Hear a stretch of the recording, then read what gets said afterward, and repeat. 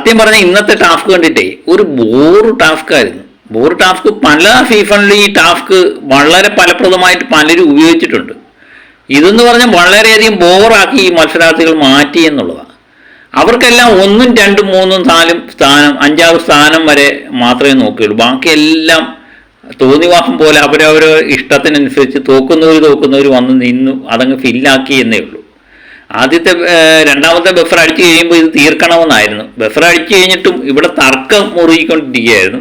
അവസാനം big boss ഇടവിട്ട് ഒരു മിനിറ്റും കൂടെ കൊടുത്താണ് ഇത് തീർക്കുന്നത്. ആദ്യമേ 1ാം സ്ഥാനത്തേക്ക് ജിൻഡോ, ഫിജോ, അഫ്ബര, അഭിഷേക്, പിന്നെ നമ്മുടെ നന്ദനയും കയറി അങ്ങ് നിന്നു. നന്ദനയൊക്കെ എന്തിനു മത്സരിച്ചു എന്നൊന്നും എനിക്കറിയില്ല. നന്ദനയും കയറി അങ്ങ് നിന്നു. അങ്ങനെ അവരൊക്കെ തമ്മിൽ തർക്കമായി. പിന്നെ അത് തീരുമാനം എടുക്കാൻ വേണ്ടി മാറ്റിവെച്ചു. പിന്നെ 6ാം സ്ഥാനത്തിന് വേണ്ടിയായിരുന്നു. 6ാം സ്ഥാനത്തിന് വേണ്ടി ഫ്രീഡുവും ഫായും തമ്മിൽ മത്സരിച്ചു. എപ്പോഴും നമ്മളെ അങ്ങോട്ടും ഇങ്ങോട്ടും വാഗ്ദാനങ്ങളൊക്കെ നടത്തിയതിന് ശേഷം അതിനകത്ത് അറിയാമല്ലോ ഏറ്റവും കൂടുതൽ വോട്ട് കിട്ടുക എന്ന് പറയുന്നത് ഫായിക്ക് തന്നെയായിരിക്കും. അങ്ങനെ ഫ്രീദു ഔട്ടാകുന്നു. ഫായി 6ാം സ്ഥാനം കിട്ടി. 5ാം സ്ഥാനത്ത് ജാസ്മിനും ഋഷിയും തമ്മിൽ മത്സരിച്ച് അങ്ങോട്ടും ഇങ്ങോട്ടും ഫൈറ്റ് ചെയ്തു. അവസാനം വോട്ടെടുപ്പ് നടന്നപ്പോൾ ഋഷിക്ക് 5ാം സ്ഥാനം കിട്ടി. ഇതിലേക്ക് റസ്മിൻ 4ാം സ്ഥാനത്ത് റസ്മിൻ മാത്രമേ ഉള്ളായിരുന്നു. റസ്മിനെ ആദ്യമേ തന്നെ റസ്മിന് അർഹതയില്ല എന്ന് പറഞ്ഞ് അവിടുത്തെ മത്സരാർത്ഥികളെല്ലാം തള്ളിക്കളയുന്നതാണ് കണ്ടത്.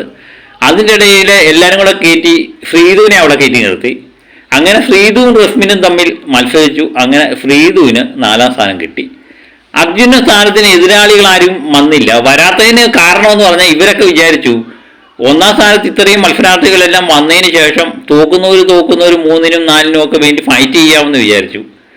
പക്ഷേ ബിഗ് ബോസ് സമയം തീർന്നു കഴിഞ്ഞപ്പോൾ ഒരിടത്തും നിൽക്കാൻ വയ്യാത്ത അവസ്ഥയായി. അങ്ങനെ ഏതായാലും എതിരില്ലാതെ അർജുൻ 3ാം സ്ഥാനത്തേക്ക് തിരഞ്ഞെടുക്കപ്പെട്ടു. നോറ 2ാം സ്ഥാനത്ത് നോറ ആവശ്യപ്പെട്ടപ്പം എല്ലാവരും നോറയുടെ പേര് തള്ളിക്കളഞ്ഞു. അപ്പോഴാണ് ജിൻഡോയുടെ ഞാൻ പറഞ്ഞ ബുദ്ധിപരമായ ഒരു നീക്കം കണ്ടത്. ജിൻഡോ പറഞ്ഞു ഞാൻ 2ാം സ്ഥാനത്തേക്ക് മത്സരിക്കുന്നുണ്ട് എന്ന് പറഞ്ഞുകൊണ്ട് ജിൻഡോയും കയറി അവിടെ നിന്നു. ജിൻഡോയ്ക്കറിയാം നോറയ്ക്ക് ആരും സപ്പോർട്ട് ചെയ്യത്തില്ല.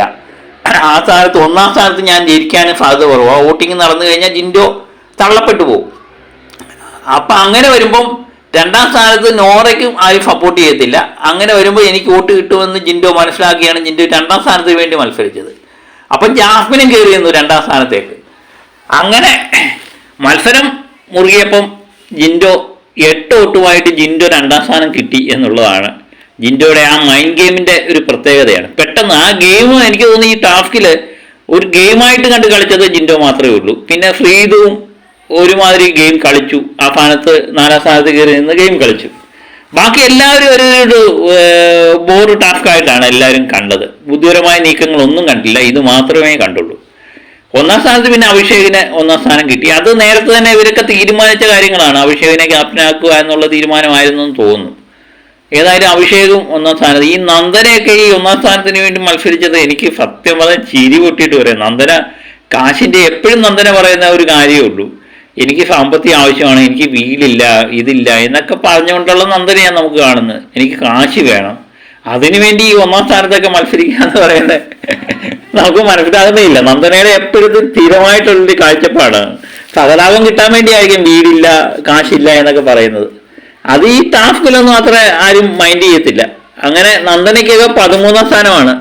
അവനെ ഈ തോറ്റൊരു അങ്ങ് ബാക്കിലോട്ട് പോയി. ഫിജോയ്ക്കും കിട്ടിയത് 11 അങ്ങോട്ടോ, അപ്സരയ്ക്ക് 12, നമ്മളെ 13ാം സ്ഥാനം നന്ദനയ്ക്ക് കിട്ടി, ജാസ്മിന് 10ാം സ്ഥാനം. അങ്ങനെ പോയി ഈ കാര്യങ്ങൾ. അപ്പം ആദ്യത്തെ 3-4 സ്ഥാനത്തിന് മാത്രമേ ഉള്ളായിരുന്നു കടിപിടി ഉണ്ടായത്. പക്ഷേ സമയത്തിനുള്ളിൽ ടാസ്കും തീർക്കാൻ പറ്റിയില്ല. അങ്ങനെ പുതിയ ക്യാപ്റ്റന് അഭിഷേകായി മാറി എന്നാണ്. 1ാം സ്ഥാനം കിട്ടിയ അഭിഷേകാണ് പുതിയ ക്യാപ്റ്റൻ എന്നാണ് അറിയുന്നത്. അങ്ങനെ 2ാം സ്ഥാനത്ത് ജിൻഡോയും വന്നു. അങ്ങനെ പോകുന്നു. ഇനിയും ലാലേട്ടൻ വരുമ്പോഴറിയാം ഈ റാങ്കിങ്ങുമായിട്ട് ബന്ധപ്പെട്ട് 1ഉം 2ഉം സ്ഥാനം കിട്ടിയവർക്കൊക്കെ വല്ല സമ്മാനം വല്ല ഉണ്ടോ എന്നൊക്കെ ഉള്ളത് ലാലേട്ടൻ വരുന്ന എപ്പിസോഡിൽ അറിയാൻ പറ്റും.